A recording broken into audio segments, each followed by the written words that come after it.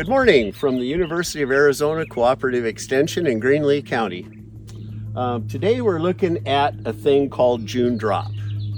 And in our part of the world it happens, this year it happened late April, which is unusual. It's typically in May here in southeast Arizona in the lower elevations. What June drop is you'll look around and you'll see fruit laying on the ground. They'll get kind of puckered and yellowish and they will fall from the tree. The reason they are falling from the tree is inadequate pollination. So when you look at this tree here, this is a plum, you can see that some of these did not pollinate. They started to make fruit, but then they stopped. These are the ones that were pollinated. These yellow ones are the ones that were not well pollinated.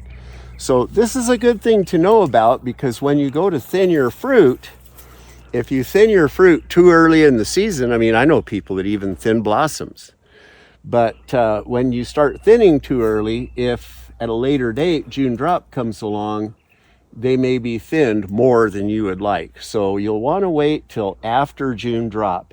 And this is typically here in our part of the world, this mostly is stone fruit, apricots, plums, peaches, that sort of thing.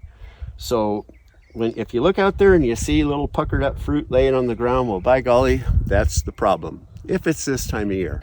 So here's some fruit that was well pollinated, and here's some that wasn't.